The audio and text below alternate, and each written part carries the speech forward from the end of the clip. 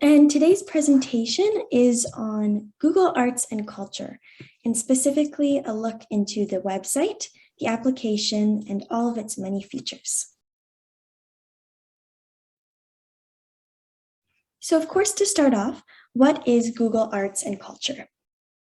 Google Arts and Culture is a website and application that can be used to explore art, history, people, museums, and the wonders of the world. Through the partnership between the Google Cultural Institute and over 2,000 museums and archives across the world, this online platform lets you explore museums from everywhere right in your own home, which is especially convenient and a great way to pass your time during the pandemic.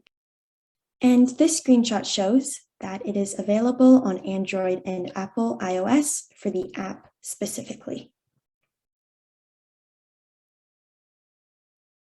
What you can see using Google Arts and Culture. There are lots of different things, such as exhibits and pieces from institutions such as the Louvre, the Museum of Modern Art, the Van Gogh Museum, and the National Museum of Modern and Contemporary Art, though there are many more past this specific list. Now I will go over the website homepage and its capabilities. This is a screenshot taken from the website on a computer. And this is what the homepage will look like when you first go to the site. As you scroll, you will be able to see more options of what you can do on the website, as there are many different features. One of the features is the browsing filters. This is located at the top left corner of your screen, and you will find 3 vertical lines that will present you with options to browse through a variety of artwork and historical content to view. So here are some screenshots to help you navigate this. The circle around the 3 lines will open up this kind of menu bar on the side, known as the browsing filters. And for example, the Nearby button allows you to see historical sites or museums that are located around you.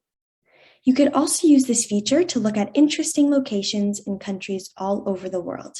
So it doesn't necessarily have to be nearby, as it is called nearby. You can go to other countries. And here it is circled. You can see it has a little pin icon to show its location. And then this is what would appear if we were, say, looking at Paris. You can see lots of things that are nearby. I will now do a continuation on browsing filters. If you keep scrolling down, you will be able to see more browsing options. For example, the Collections section allows you to look at pieces of art from specific museums, such as the Metropolitan Museum of Art or the Musée d'Orsay. Another section is called Art Movements, which allows you to look at various styles of art, such as Renaissance or contemporary art. Again, a screenshot is provided here, and there are circles around these different sections. Here is how you would access collections, and then you can also go to art movements below. Interacting with the web. Some ways that you can go more in depth with your experience with Google Arts and Culture are using your profile to save your favorite pieces of art, collections, historical works, etc. And I will definitely go over this in the live demonstration, as this is a wonderful feature that they have. You can also then further organize your favorites into galleries and sort them by any topic that you want. There is also a section called Experiments, which leads you to a new website, which will provide the opportunity to play games with art, as well as test your knowledge. This website allows you to take part in activities, including visual crosswords and coloring in famous paintings, which can be very fun. Here are some screenshots taken from the website of the many different sections that they have. For example, here is Art Movements, and this is one of the levels that you can play.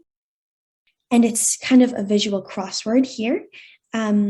You can learn more of how to specifically play these games by going to the actual site, and I will show you how to access them in the live demonstration. And then you can also do some coloring with their great art coloring books. And it's nice because you don't have to have a physical book or markers or anything. You can just do it straight on your computer. Now I will go over how to interact with the application, as it is slightly different from the website. The app is typically recommended for the art itself, but its design is well balanced and it allows you to see it very well with the color and text size that they've chosen in order to easily navigate through the main sections of the application. This includes themes of classical artwork, articles about historical figures, and so on. This is the type of application that will jumpstart curiosity by allowing users to browse through the different content provided. So there are some similarities between the website and the application, but there are also some differences as well. The Google Arts and Culture app. The Google Arts and Culture app is available for download on both iOS and Android devices. The app allows more interactivity with the museums and has some additional interesting capabilities, such as the art projector, virtual reality tours, art transfer, art filters, and art selfie as well. Here are some screenshots showing how to download off of the Google Play Store for Android devices and also for Apple iOS devices as well. Now I will go over the key features of the app. To start off, the art projector. This feature allows you to see how artworks appear in real life by projecting them using your phone's camera. So this screenshot shows a bit of a diagram of how to use the feature, but you can point it towards a wall and it will show it onto the blank surface that you're pointing it at. So you're almost looking at it as if it were hung up in a museum. There are also virtual reality tours, which allows you to use the 3D view of the location to step inside of museums and historical locations. While this feature is also available on the website in the form of videos, the experience is more in-depth and easy to manipulate in the app version. And it is definitely a bit more realistic when you're on the application. You feel like you're really inside the museum, and the experience is just slightly different on the website. And here is another small screenshot showing someone holding up their phone and looking as if they were inside of the museum.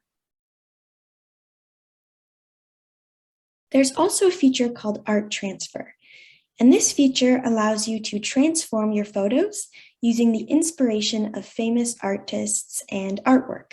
So you can see here someone has been inspired by artwork that someone else has done and used it to their own creations. There's also art filters, which allows you to turn yourself into a famous artist or artifact. So you can see here someone has placed their face onto a famous painting. And finally, something a lot of people are interested in, the art selfie feature. This is a great way to discover more art and also have some fun and maybe get a laugh out of it too. And this feature uses a selfie to find one of the 1,000 portraits that looks most similar to you. And once it has found your lookalike, the app will show you the artist and more of their artwork as well. So maybe if you want to know what the camera on your phone is picking up about you, you can see what portrait you look like. For example, this person here has been selected as this portrait. And then if you click on it, then you can discover more portraits that look like you and also just find out more information. So for sure, if you do use this feature, let us know, because I think it would be really cool if we saw some of the results. And now for some benefits of using the application. It is free, and it is also an easy way to discover all kinds of art and just expand your knowledge. The website includes content from many sources and museums, so there's plenty to see, and you will never get bored when you're on this site. There are so many different options. The app also provides additional features with more options to see art pieces, view 360-degree virtual tours, and turn yourself into an art piece. But of course, we want to present some downsides, as there are always some cons when there are pros. So unfortunately, there are no lesson plans or activities found within the app or the website. So it's not really directed learning, it's more about exploring, which is also a positive aspect, depending on what you're looking for. Also, some countries do not have access to certain features, so depending on where you are located, it may be limited. And well-known artists are not widely represented throughout the site. And that's just something that has been found. So now I will go into a live demonstration of the website on my computer. You can always just type in Google Arts and Culture into your web browser. So when I type Google Arts and Culture into my web browser, this is the screen that appears. And this is the main page that you will be using to find different things on the site. So the first section that comes up is called New Today. So there are different spotlights that they do based on new artwork, new artists that are emerging, or just some things that have been popular. So if you want to look at something that other people have been looking at, you can explore there. You can also explore based on the cultural destination. So if you have a place in mind, you can physically go and explore, say, the Royal Opera House or the Kokonino National Forest, the Tokyo Tower, and more. There are lots of different locations that you can go to. There are also today's top picks for some other popular artworks and artists. You can click on any of these options here. So if you wanted to hear a story about the Sydney Opera House, if you wanted to look into some deeper meanings of the artwork, you can look at articles relating to that. There are lots of different types of art and different forms of media to explore. You can always download the application onto your Apple or Android device if you want to use some of those features. And then there are also some great Google Arts and Cultures games. So you can go to the art coloring book, as we mentioned, by clicking on this green circle. There's also a game called What Came First to test your knowledge. Crosswords as well. You can do puzzles and even visual crosswords as well if you're more interested in the activities. Then there are also daily topics. For today, it's post-impressionism. So you can look at different things to do with that topic. And you can also play with different things that they have. So for example, they're offering the option to play a game relating to a cat, if that's something you're interested in. You can also explore museums. If you want to go to Japan, you can go to New South Wales, lots of different places. And the site just continues. There are so many different things to explore.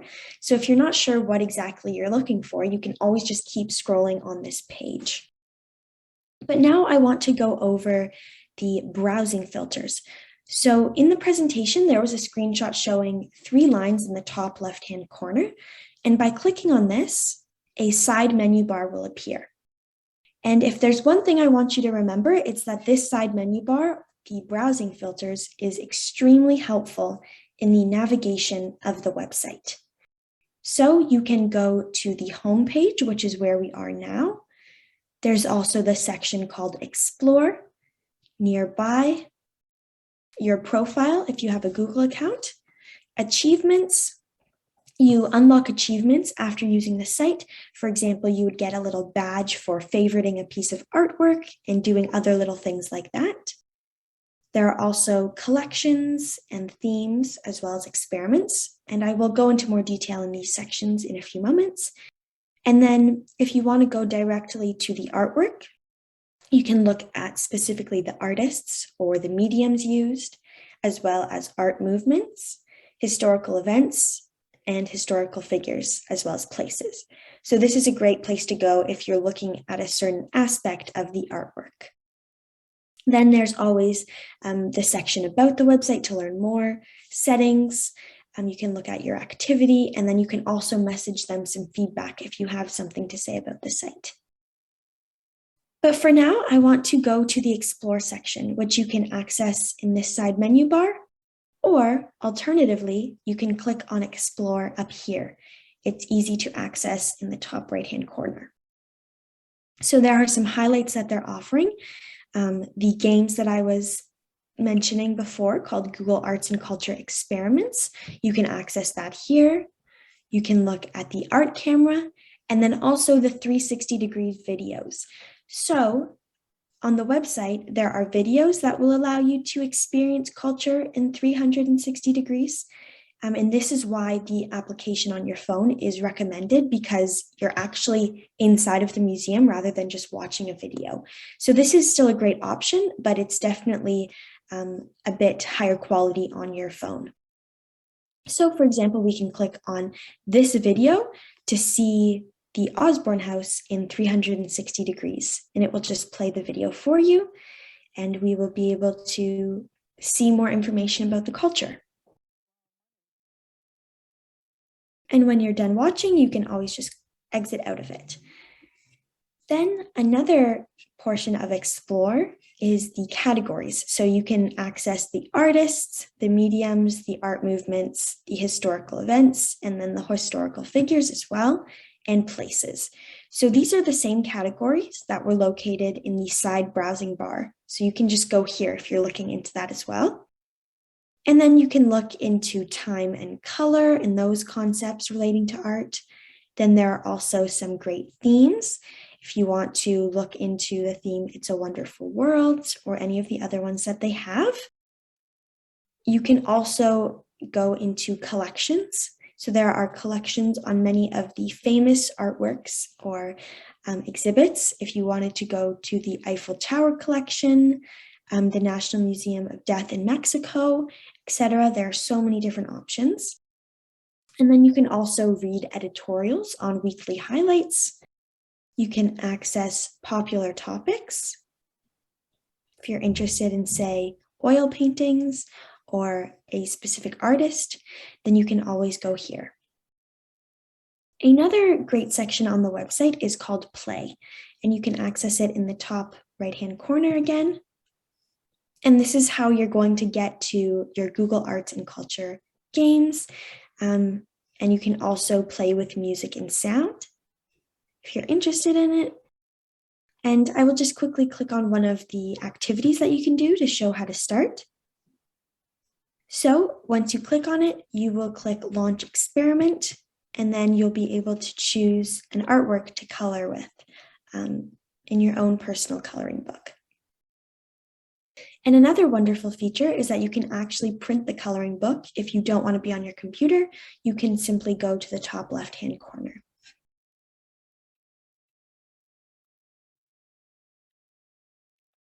There's also the feature Nearby. And because I haven't allowed Google to know my location, it will place me in Paris. But you can just see the museums and exhibitions that are near me based on this current location. There are lots of different options. We can see the Museum of Armed Forces. You can see different things as well. You can keep scrolling down, and then you can also just navigate the map by pressing down and pulling it wherever you're interested in going. And you can also zoom in using the plus symbol. If you want to get closer, say if we are in Bastille and we want to see what's nearby, then you can go in closer there. And also you can zoom out afterwards. So this is a great feature to see things that are around you if you want to become more knowledgeable about the culture surrounding you, or even go to other countries to find out more, especially because there's not a lot of travel happening during the pandemic. And then finally, the favorite section. This is a great way to save things that you enjoyed on the website. You can favorite activities such as the coloring book, but also artworks as well. So we can see that what I have favorited right now is an online exhibit and a story relating to the exhibit. And I will quickly show you how to favorite something. So if we were to go to explore, and I wanted to learn more about a specific artist, and I chose Vincent van Gogh, I can favorite this artist by clicking on this heart icon. So wherever you see a heart icon, you can just click on it. And then to see it, you would go to favorites again in the top corner, and it will appear. And what's great is that it will sort your favorite section for you into different categories. So this is a topic, and then this would be a story. So you can have lots of different things lined up. And it's great because you can leave them there and then come back to it later to explore further. And then finally, the search bar. This is a great place to go if you know of a certain artist or a museum and you just want to quickly access it. So if we wanted to explore the Louvre, we could go there. And then you see we can go to the actual museum by clicking on it. And since I like it so much, I'm going to put a heart. And then you can read information on it. And you can just discover more. You can see lots of their famous artworks. You can move to the side, continue scrolling, and just understand more about the museum itself. So thank you so much to everyone for listening today. If you would like to learn this lesson with a Cyber Seniors mentor, especially to navigate the site further, or if you have any specific questions, then you can go to our website, or you can call the phone number to register for a one-on-one phone session. And we also do host weekly tech drop-in sessions from 2 to 3 p.m. Eastern Time, and everyone is welcome on Thursdays. Thank you.